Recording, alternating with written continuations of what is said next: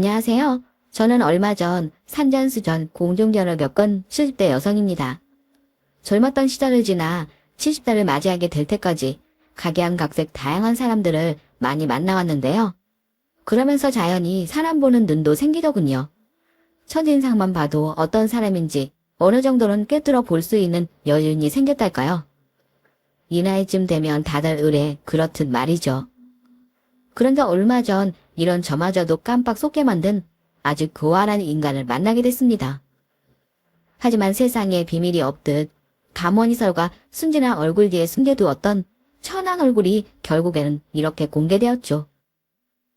어떻게 너가 나한테 이래? 어떻게 이럴 수 있냐고.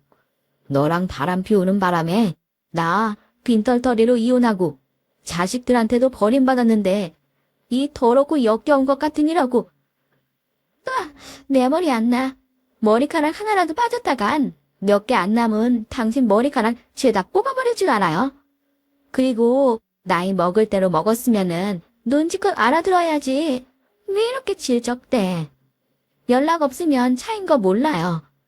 구질구질하게 매달릴 시간에 그 신내나는 몸이나 좀 탁던가 할 것이지. 뭐?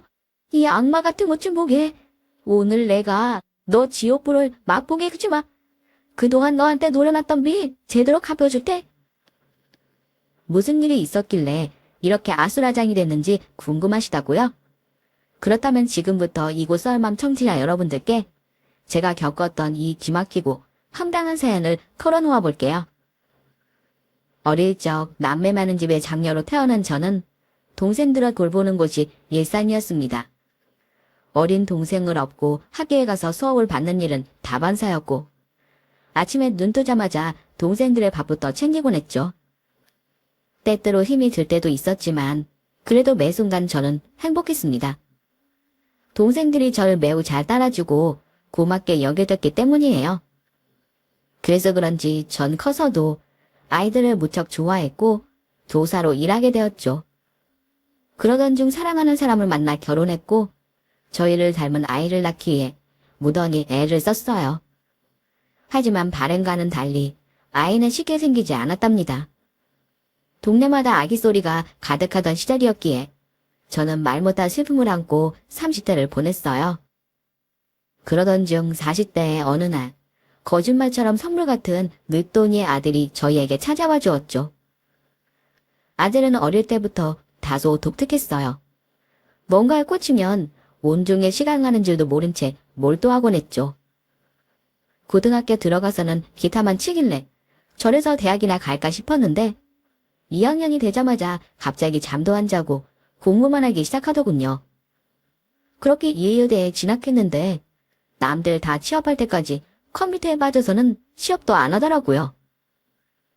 그러더니 돌연 친구들과 자금 하나 없이 회사를 차리더군요. 게임을 하면 기부금을 주는 프로그램을 개발해 서서히 빚을 보는 것 같더라고요. 주주들과 투자자들이 많아 아직 수익이 아들에게 많이 들어오는 단계는 아니었지만 주목할 만한 스타트업이라며 뉴스에도 몇 번 나오기도 했어요. 그러던 중 남편은 오랜 지병이었던 심장병으로 하루아침에 세상을 떠났고 남편의 사망으로 2년 넘게 괴로워하고 있는 제게 어느 날 아들이 말했습니다. 엄마, 이젠 좀 편안해져요. 엄마가 아직도 슬퍼하는 모습을 보면 하늘에서 아빠도 괴로울 거예요. 이제 우리 아빠를 놓아줘요. 그래도 너무 허전해. 우리 셋이 있을 때는 집안이 꽉 찼는데 가족이라곤 이제 혁진이 너랑 나밖에 없으니까. 엄마, 저 드릴 말씀이 있어요. 사실 결혼하고 싶은 여자가 있어요. 한 달에 한 번 저희 회사 전 직원이 양로원에 가서 봉사활동을 하거든요. 근데 거기서 개인적으로 봉사활동하는 여자를 만났는데 너무 착하고 순수하고 특히 어른들한테 싹싹하게 잘해요. 그 모습 보고 사귀게 됐고요. 얼마 후 저는 한 고급 식당에서 예비 며느리와 처음 만나게 되었죠. 얼굴을 본 순간 TV에 나오는 연예인을 맞이한 기분이었습니다.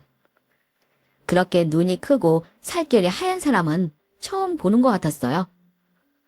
그런데 하필 출발 전에 먹은 떡이 체했는지 속이 부대끼기 시작하더군요. 음식은 입에도 못 댄 채 창백해져서 가슴팍을 두드리는데 예비 며느리가 제 앞에 와서 묻더군요. 어머니, 괜찮으세요? 취하신 거 아니에요? 출발 전에 먹은 음식이 아무래도 좀 얹힌 것 같구나. 이거 미안해서 어쩌지? 처음 만난 자리에서 제대로 대화도 못하고 먹지도 못해서. 미안하긴요. 그런 말씀 마세요. 전 어머님 얼굴 뵌 것만으로도 좋은걸요? 편찮으시면 제가 병원에 모셔다 드릴까요? 아니야. 이렇게 툴을 칠 순 없지. 그냥 조금 앉아서 쉬면 괜찮아질 게야. 너희라도 얼른 먹으렴. 이렇게 맛있는 음식이 눈앞에 있는데 못 먹고 있으면은 너희한테 얼마나 고문이겠니? 자, 어서. 아무리 귀하고 맛난 음식이라고 해도 어머님이랑 같이 못 먹으면 그게 무슨 소용이겠어요? 지금 저한테 중요한 건 음식보다 어머님이에요. 어머니 몸 다 나으면은 그때 같이 먹어요. 자, 제가 이렇게 주물러 드릴게요. 양로원에서 어르신들 체한 거 많이 봤는데 여기를 이렇게 문질러주면 체기가 금방 가라앉더라고요. 얹힌 거 풀어준 헤어차리래요. 예비 며느리의 따뜻한 손이 제 몸을 문지르기 시작했습니다. 더없이 다정한 데다가 천사처럼 선하더군요. 예비 며느리는 행여 제가 아플까봐 손에 힘을 바꿔가며 세심하게 제 몸을 문질러 주더군요. 세심한 배려에 너무도 고마워서 제가 말했습니다. 아이고, 그 고사리 같은 손으로 무슨 마사지까지. 그러지 말고 얼른 편하게 자리에 앉아, 응? 괜찮아지실 때까지 제가 돕고 싶어서 그래요. 제가 계속 마사지 해드릴 거니까 금방 나으실 거예요. 그나저나 우리 어머니 피부가 어쩜 이렇게 부드러우실까? 농담도 참. 피부는 수용이 너가 더 부드럽고 곱지. 세상에 비장대로 같다. 어머니 따라가려면 멀었죠. 어머니 아까 처음 보는 순간 저 너무 놀랐어요. 도저히 30살 아들 있는 어머니로 보이지가 않아서요. 어머니를 누가 70대로 보겠어요. 저도 그렇게 곱고 고상하게 나이 드는 게 꿈이에요. 저한테 비법 좀 알려주세요, 어머니. 나이 차이가 많이 나는 어른을 보면 다들 불편해하기 마련인데 어쩜 이리 어른 대하는 법을 잘하는지 사근사근하고 다정하면서도 예의 바르더군요. 누가 봐도 가정교육을 잘 받고 자란 것 같았습니다. 보기 드문 귀한 아이였습니다. 그뿐만이 아니었죠. 남편의 제삿날 부르지도 않았는데 선뜻 제사상 차리는 걸 돕더군요. 결혼 전이었는데 말이죠. 저는 미안한 마음이 들어 이렇게 말했습니다. 이런 건 결혼해서 같이 해도 충분해. 결혼하기도 전인데 내가 괜히 남의 집 귀한 딸 고생시키는 것 같구나. 혁진이 걔는 아버지 제사라고 괜한 말을 해서. 어머니, 남의 집 귀한 딸이라뇨. 그렇게 말씀하시면 저 살짝 서운해요. 내가 무슨 말실수라도 한 거니? 아니요, 그게 아니라 저 이미 어머니 딸이잖아요. 그리고 아직 결혼 전이긴 하지만은 저 어머니 식구예요.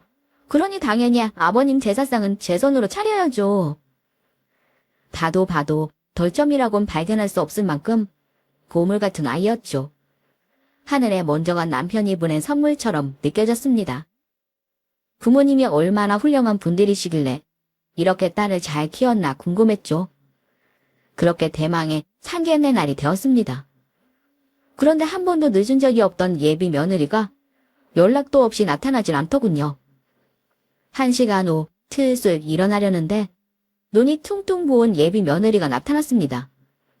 저는 깜짝 놀라서 예비 며느리에게 물었죠. 얘, 무슨 일이야? 눈이 왜 그래? 너 울었니?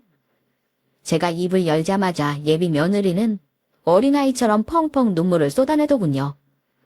그 곱고 예쁜 얼굴이 슬픔으로 잠긴 모습을 보자 제 마음이 철렁 내려앉았습니다. 한참 눈물만 흘리던 예비 며느리가 가까스로 입을 열며 제게 말했죠. 어머니, 저 이 결혼 못할 것 같아요. 아니, 해서는 안 돼요. 뭐라고? 그게 갑자기 무슨 소리야? 부모님이 반대라도 하신 거야? 알아듣게 찬찬히 얘기해봐. 저 이제 어머니 며느리 될 자격이 없어요. 저희 집 갑자기 망했거든요. 아빠랑 같이 동업하던 분이 아빠 몰래 회사를 팔아넘기고 도망가 버렸대요.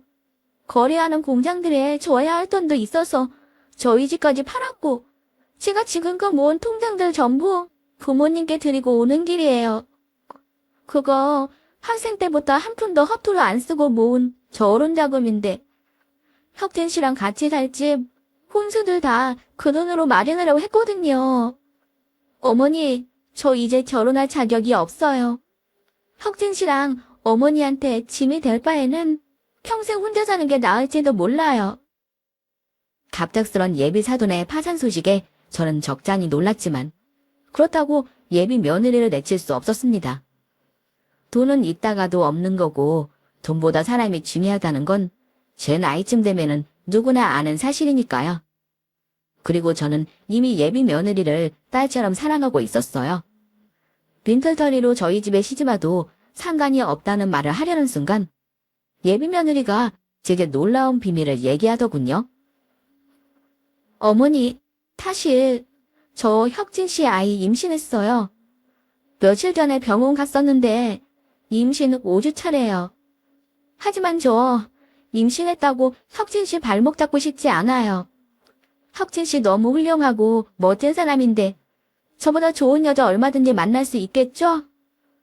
물론 제가 혁진 씨랑 결혼한다면 평생 혁진 씨 떠받들면서 존경하며 살겠지만 지금은 아무것도 가진 게 없는 빈털터리니까요.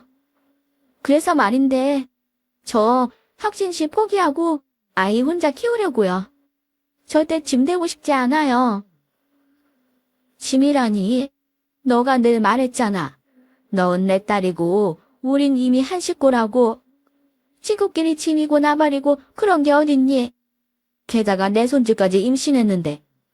너는 전에도 그랬고 지금도 그랬고 우리 집안의 복덩이야.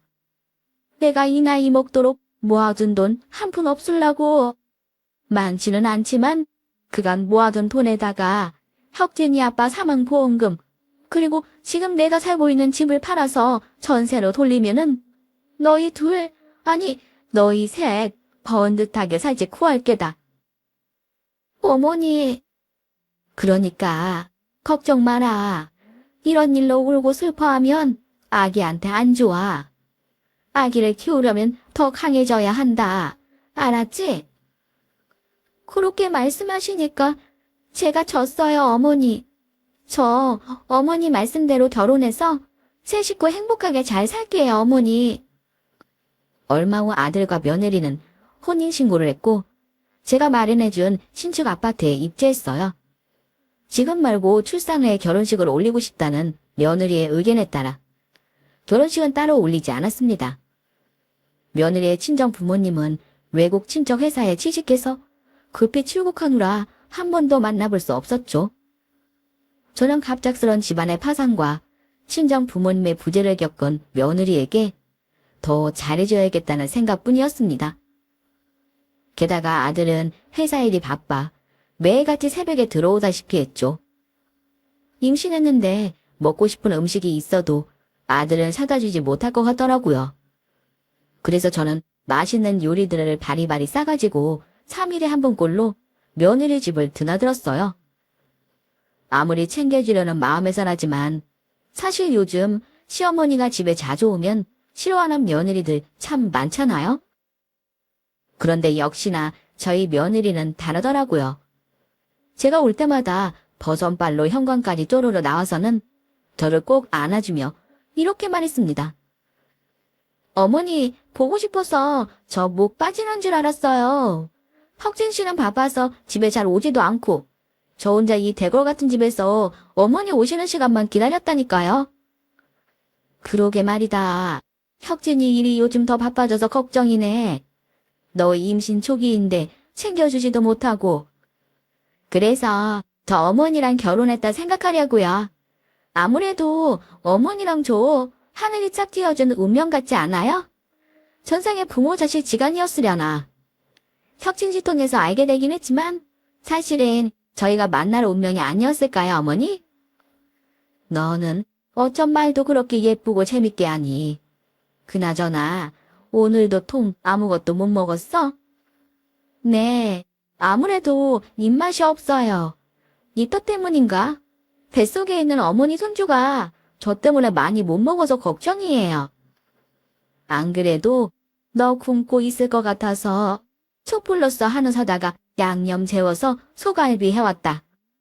너 이 터 때문에 다른 건 잘 못 먹어도 내 음식은 입에 맞는다고 했잖니. 이거라도 좀 먹어보련? 응, 먹을 수 있을진 잘 모르겠지만 그래도 어머니 성의를 봐서 한번 먹어볼게요, 어머니. 며느리는 입덧이 아주 심해서 거의 대부분 개어내곤 했는데 유독 제 음식만은 잘 먹더라고요. 못 먹고 갔다가도 뚝딱 해치우곤 했습니다. 하기야 몸에 좋은 귀한 재료만 넣어서 정성껏 요리한 덕분이기도 했죠. 저는 며느리가 잘 먹으면 더욱 신이 나서 며칠 뒤에도 음식을 해오곤 했습니다. 갈비 양념에 밥까지 비벼서 2그릇이나 먹은 며느리가 갑자기 속이 안 좋은지 이렇게 말하더군요. 뱃속에 있는 어머니 손주가 자꾸 더 먹고 싶다고 성화여서 계속 먹었더니 저 속이 메스껍고 어지러워요. 아무래도 침대에 좀 누워야 할까 봐요. 아, 오늘 청소도 하고 빨래도 해야 하는데 어떡하지? 임산부가 되니까 몸이 제 말을 안 들어요. 그럴 땐 당연히 쉬어야지. 아기가 힘들다고 신호를 보내면 무조건 따라줘야 해. 그리고 청소랑 빨래는 내가 할 테니 걱정 말고 쉬어라. 어떻게 어머니 혼자 일 시키고 제가 편히 쉴 수 있겠어요? 말도 안 돼요. 어머니, 여기 앉아서 쉬세요. 제가 탈 걷어붙이고 할게요. 글쎄, 내가 한데도 청소랑 빨래 다 기계가 하는데 내 걱정은 뭘 하니? 어서 쉬어. 안 그러면 나 여기 불편해서 못 온다. 알겠어요, 어머니. 어머니가 그렇게 정 원하시니까 어쩔 수 없이 누울게요. 아참, 어머니 그리고 빨래할 때 흰옷은 따로 분리해서 하는 거 아시죠? 그래, 걱정 말고 눈 좀 붙여.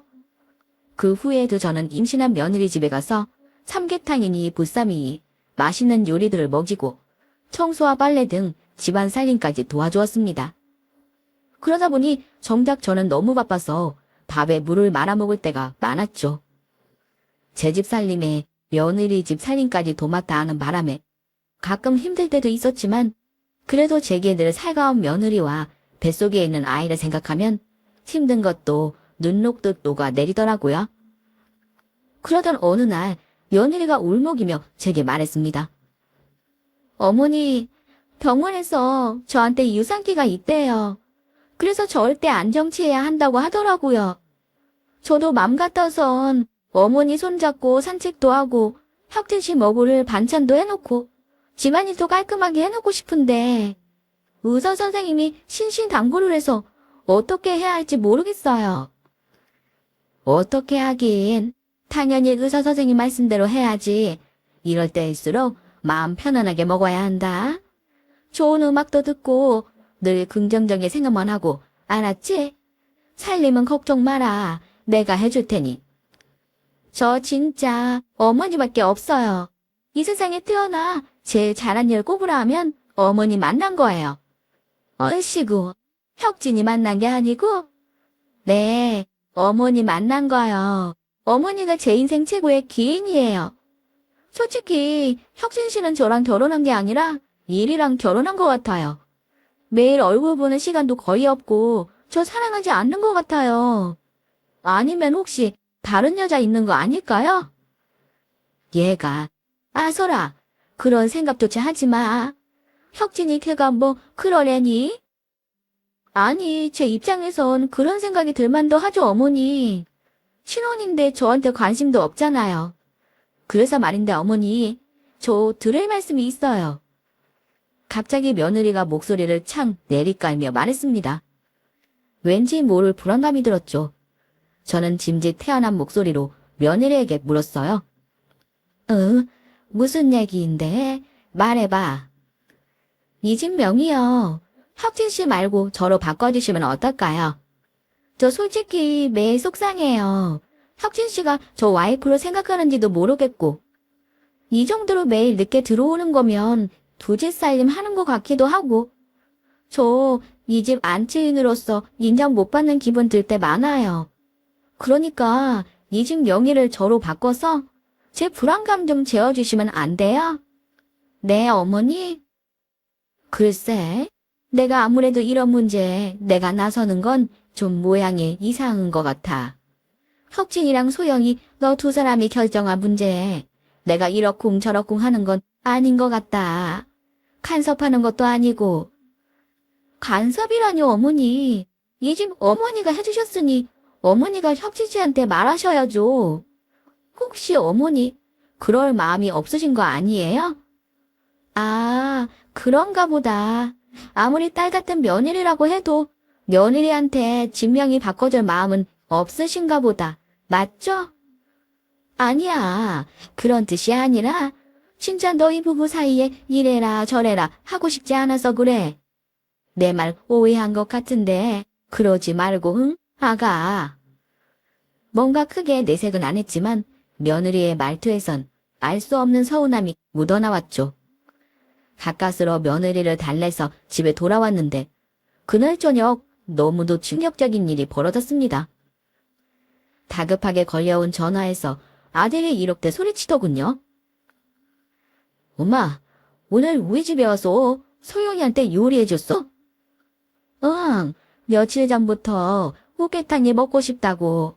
뱃속 아기가 꽃게탕 좋아하는 것 같다고 하도 성하길래 수산시장에서 싱싱한 놈으로다가 끓여서 줬지. 아, 그걸 주면 어떡해. 그것 때문에 지금 어떤 일이 벌어진 줄 알아? 엄마가 무슨 짓을 했는지 아냐고. 왜 그렇게 화를 내? 무슨 일인데? 알아듣게 좀 설명해봐. 소연이한테 울면서 전화 왔는데 낮에 엄마 가고 나서 계속 설사하고 토했대. 어지럽고 열까지 났다더라. 아무래도 식중독 걸린 것 같아서 병원에 가려는 길에 병원 가다가 뭐 설마 아니지? 응? 유산했대. 순간 심장이 얼어붙는 것 같았습니다. 지막힐 노릇이었죠. 오늘 잡은 싱싱한 꽃게를 사다가 구석구석 깨끗이 씻고 팔팔 끓는 물에 오랜 시간 끓였는데 식중독이라니 믿을 수 없었습니다. 하지만 제 억울함을 푸는 것보다도 유산의 아픔을 겪은 며느리의 마음을 달래는 게 더 중요했죠. 제가 물었습니다. 소연이는? 소영이 지금 병원에 있어? 너랑 같이? 아니, 혼자 있고 싶다고. 병원 이름도 안 알려줬어. 당장 달려가고 싶은데 나한테 평소처럼 회사에서 일이나 하라더라. 임신까지 했는데 결혼 내내 옆에 못 있어준 게 너무 죄스러워서 죽을 만큼 괴로워, 엄마. 게다가 내 와이프가 엄마 때문에 유산했다니까 더 죄책감이 들어서 미칠 것 같아. 그래서 나 엄마 목소리 듣는 것도 사실 지금 많이 힘들다. 아, 그래. 너 마음 다 알아. 혁진아, 엄마가 다 미안해. 그런데 있지. 이런 상황에서 이런 말 하기 좀 그렇지만 그 꽃게탕 정말 문제 없었어. 수용이가 아마 다른 거 먹고 식중독 걸린 거 아닐까? 왜냐면 낮에 나도 같이 먹었거든. 근데 난 정말 멀쩡했어. 이렇게 돼서 너무 속상하고 슬픈데 솔직히 나 좀 억울하고 난처해. 엄마, 지금 이 상황에서 억울하다는 말이 나와. 아, 엄마 진짜 너무한다. 수영이가 엄마한테 얼마나 잘했는데. 엄마, 나 더 얘기할 힘도 없어. 이제 그만 끊을게. 평소 제게 너무도 다정하던 아들이었는데 얼음장처럼 차갑게 변해 있더군요. 아무래도 자식을 잃은 데다가 그것도 원인이 저 때문이라고 하니 오죽할까 싶은 마음이 들었습니다.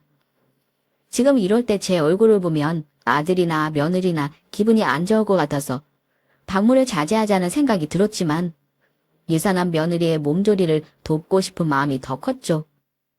며칠 후 저는 정성껏 끓인 미역죽을 가지고서 며느리의 집에 갔어요. 며느리는 지친 표정이었지만 애써 활짝 웃으며 제게 말했죠. 어머니 오셨어요? 요 며칠 못 봐서 너무 그리웠어요.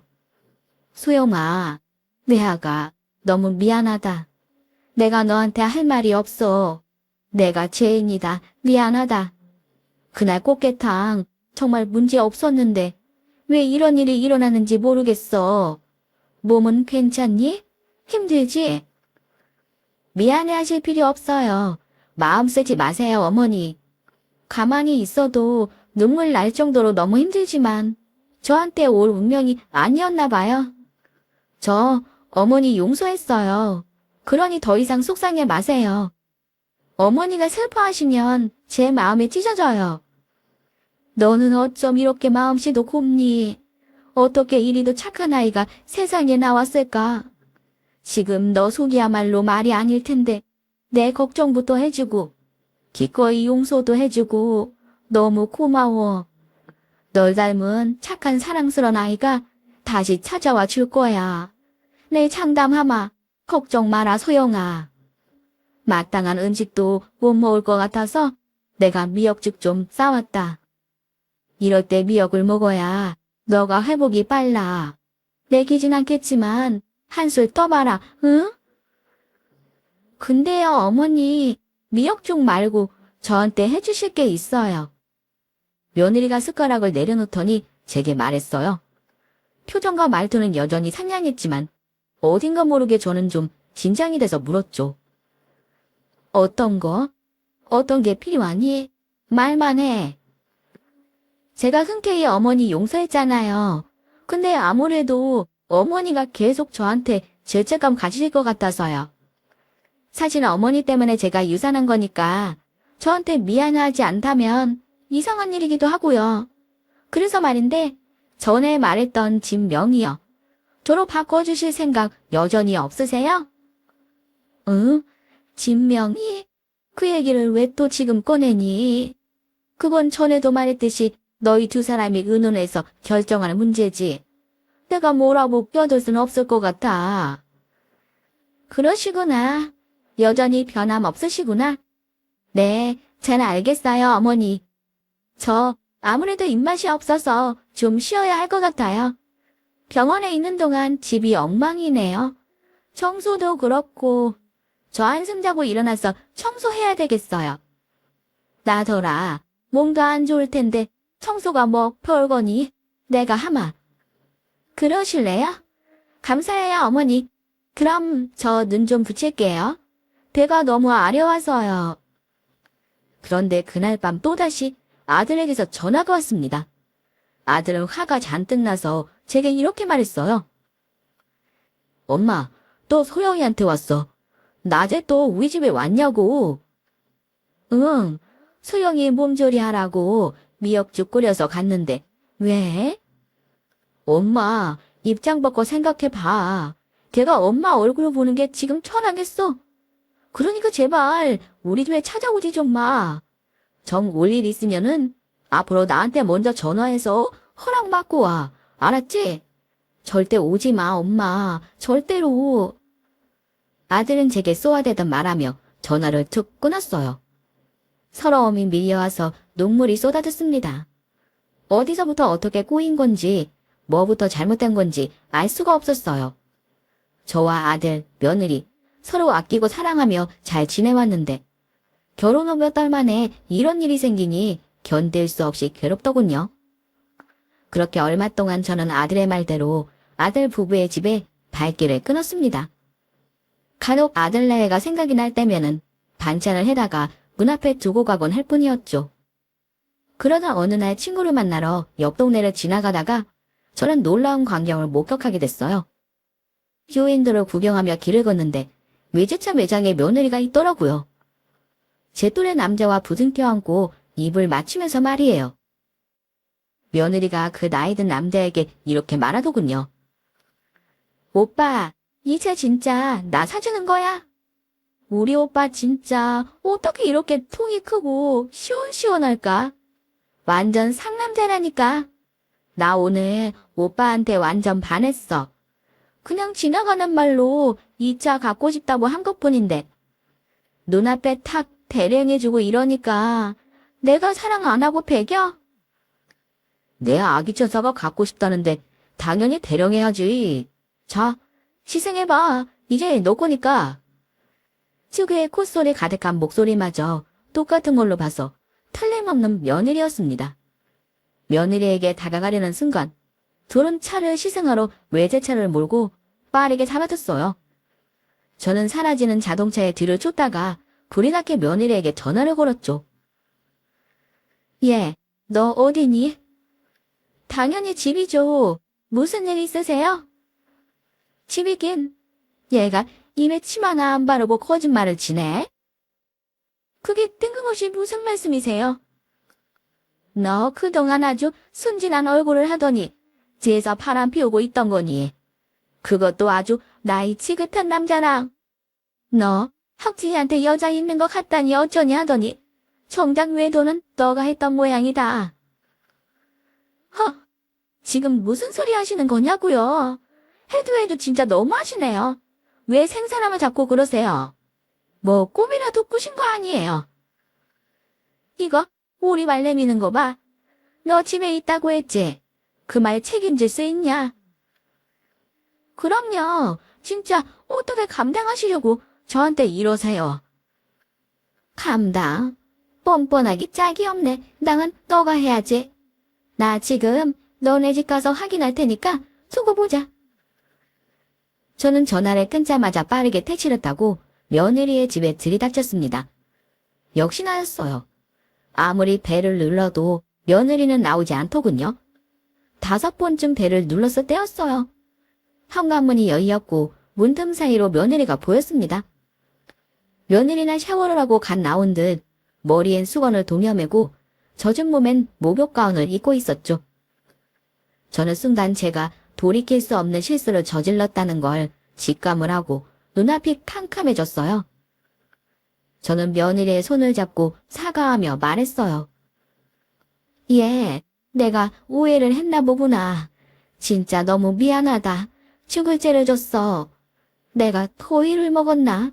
아니 귀신에게 홀렸나 보다. 글쎄, 지나가다가 너랑 똑같이 생긴 사람이 다른 남자랑 껴안고 뽀뽀하는 걸 봐서 눈이 뒤집혔나 봐 내가. 솔직히 저 어머니한테 좀 실망하고 상처받았어요. 저한테 딸이나 다름없다고 하셨잖아요. 그럼 제 말 믿으셨어야죠. 저랑 아무리 똑같은 사람이 무슨 짓을 벌이고 있다 한들 제가 아니라고 하면 제 말 믿으셨어야죠. 화를 낼 거라고 생각했던 며느리는 그저 고개를 푹 숙인 채 눈물만 흘리더군요. 저는 더욱더 죄책감이 들었습니다. 황급히 며느리를 껴안으며 이렇게 말했죠. 그래, 너 말이 다 맞다. 내가 진짜 너 볼 면목이 없어. 치밀어도 오는 모양이야. 그러지 않고서야 내가 이렇게 정신이 오락가락 할 일이 없는데. 근데 정말 너랑 똑같이 생겨서 내가 착각할 수밖에 없었다. 목소리도 세상에 똑같더라고. 혹시 어릴 때 잃어버린 자매는 없니? 쌍둥이처럼 똑같았거든 정말. 어머니, 이 얘긴 혁진 씨한테 비밀로 할게요. 어머니를 위해서요. 유선 사건도 있었는데 아마 이 얘기를 들으면 혁진 씨가 어머니랑 인연 끊을지도 몰라서 제가 많이 겁이 나요. 저희 혁진 씨 사랑하는 만큼 어머니도 많이 사랑해요. 그래서 더 이상 혁진 씨가 어머니 잘못 때문에 화나지 않았으면 좋겠어요. 이 일은 둘만 아는 비밀로 묻어드릴게요. 그래, 고맙다. 역시 넌 참 생각이 깊어. 어떨 때 보면 어른이 나보다 낫다. 고맙다, 소영아. 그렇게 몇 달 후 주말, 아들의 생일날이 밝았습니다. 저는 아들이 좋아하는 월남쌈에 낙지볶음, 불고기와 잡채 등 갖가지 요리를 잔뜩 준비해 아들 집을 찾아갔어요. 생일 음식을 했다고 말하면 괜한 고생했다고 걱정할 게 뻔하기도 하고 고생을 생색내기도 싫어서 저는 미리 말하지 않고 방문했습니다. 아들 생일날에 음식을 주러 오는 일은 부모로서 할 수 있는 상식선의 일이라고 판단했죠.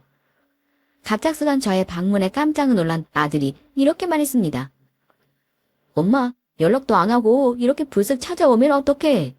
이러는 거 엄마 세대나 괜찮지. 우리 또래 부부들은 다 불편해해. 얘가 요즘 들어 계속 엄마한테 냉랭하게 구네. 서운하게. 너 생일이라서 좋아하는 음식 잔뜩 해왔어. 그거 주려고 온 거지. 내가 뭐 너네 방해하러 온 줄 아니? 서운한 마음이 밀려와 조금 퉁명스러운 말투로 말을 했는데 여느 때처럼 버선발로 며느리가 한방까지 나오더라고요. 며느리는 남편을 나무라듯 살짝 콕 치며 제게 반갑게 웃으며 말했죠. 어머니, 뭘 이렇게 많이 해오셨어요? 맨날 제가 빈손으로 오시라고 그렇게 말했는데 항상 바리바리 준비해 오시고 아침부터 이 많은 음식 준비하느라 고생 많으셨죠? 저한테 미리 말씀해 주셨으면 같이 했을 텐데 어머니 도와드리지 못하고 제가 다 죄송해요. 에이, 그런 소리 마라. 그리고 나 이 음식들 같이 먹으러 온 게 아니라 주려고만 왔어. 혁진 이 녀석도 하나 있는 아들인데 나 반기지도 않고 그럼 좋은 시간들 보내라. 나 먼저 간다. 아예 어머니 그러시지 말고요. 이렇게 오셨는데 그냥 가시면 제 마음이 어떨지 생각 안 하세요? 이왕 걸어마신 거 같이 드세요. 혁진 씨가 안 반겨도 제가 어머니 늘 반기잖아요. 그럼 된 거죠. 맞다. 너 말이 맞아. 그냥 가면 또 천사같이 착하고 여린 네 마음에 근심 생길라. 들어가서 같이 먹자. 저는 싸온 음식들을 차리고 함께 식사를 했어요. 밥을 먹는 내내 아들은 어딘가 불편한지 말도 없었고 눈치를 살피는 것만 같았죠. 그 사이 며느리는 제가 밥 먹는 동안 살뜰히 저를 챙겼어요. 제 숟가락에 반찬을 올려주고 목이 말라 보이면 물을 건네주었죠. 결혼 생활 내내 한결같이 착하기만 한 복덩이 며느리였습니다. 식사를 마치고도 여전히 제대로 된 말 한마디 안 건네는 아들 때문에 괜히 불편하더라고요. 결혼 전엔 착했던 아들인데 뭐 때문에 이렇게 됐는지 서러움이 밀려왔지만 급하게 일어나며 말했습니다. 난 이제 이만 갈 테니까 둘이 오붓한 시간 보내. 생일인데 드라이브라도 하던지. 어머니 벌써 가세요? 좀 더 같이 있다 가시지. 아니야. 나도 어디 들를 데가 있어서 그래. 연락하마. 아들에게 인사도 않고 서둘러 아파트 단지를 나오는데 조금 후회가 되더라고요. 그래도 생일인데 아무리 아들이 차갑게 굴어도 엄마인 저라도 따뜻한 말을 건넸어야 했는데 나이 먹고 아들과 똑같이 구는 제 자신이 유치하게 느껴졌죠. 생일을 기념해서 아들 용돈이라도 줘야겠다는 생각이 들었습니다. 그리고 며느리 용돈까지 말이죠. 늘 저희 가족을 화목하게 만들어주는 천사 같은 며느리에겐 얼마를 줘도 아깝지 않다는 생각이 들었거든요. 현금 인출기를 찾으려 두리번거리는데 도통 안 보이더군요. 이렇게 큰 아파트 단지 상가에 있을 법도 한데 말이죠. 그러던 와중 하단을 정리하고 있던 정비 아저씨가 보이길래 이렇게 물었습니다. 안녕하세요. 뭐 좀 여쭤볼게요. 혹시 여기 현금 뽑을 만한 데가 있나요? 인출기라던가 은행이요. 아, 저기 놀이터 깨고 오른쪽으로 가다 보면 현금 인출기 하나 나와요. 감사합니다. 어? 잠깐. 인사하며 돌아서려는 저를 갑자기 경비 아저씨가 급하게 붙잡았습니다. 경비원 모자라 눌러쓰고 있어서 언뜻 봤을 때는 잘 몰랐는데 자세히 얼굴을 보니 아는 사람이더군요. 그가 말했습니다. 전남댁 맞지? 아하, 내가 이혼했으니 이제 이렇게 부르면 안 되겠구나. 혁진 엄마 맞지? 아, 네, 안녕하세요, 아주버님. 오랜만이에요. 제 죽은 남편의 전 매형이자 저의 전 아주버님이었죠. 전 아주버님이 젊은 여자와 바람이나 신우와 이혼하는 바람에 이제 남남이긴 했지만 말이에요.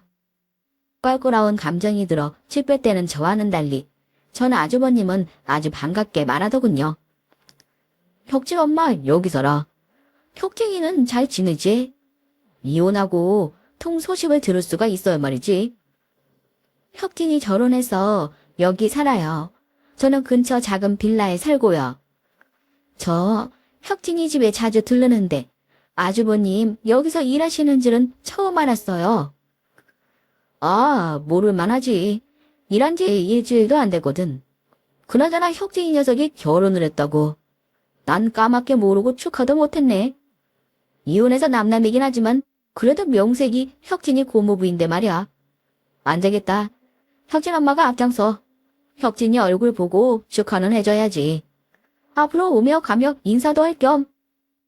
아, 알겠어요. 잠시만요.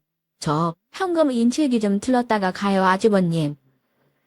아들 내외에게 줄 용돈을 뽑은 후 저는 전 아주버님과 함께 아들의 집을 향했죠. 배를 누르려는 순간 안에서 무언가 던지고 부수는 듯한 우당탕 소리가 들려왔습니다.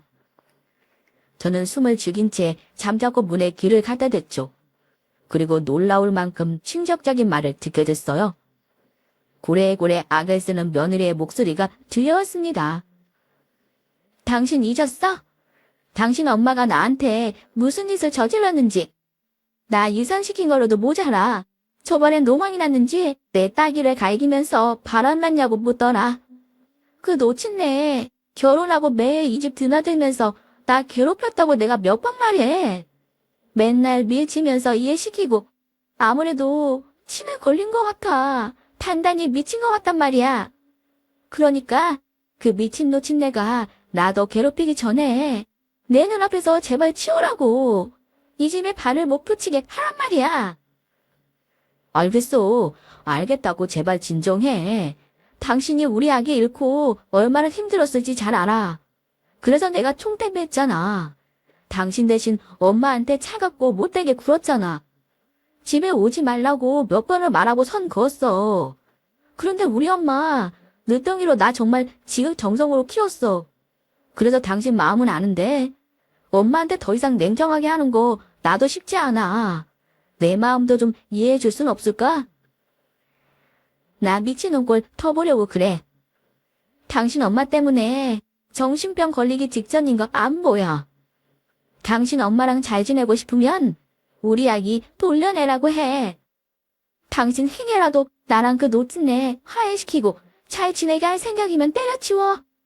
안 그러면 나 그 노친네 어디 몰래 보내버리거나 가둬버릴 테니까. 아무리 그래도 말이 너무 심한 거 아니야. 안 되겠다.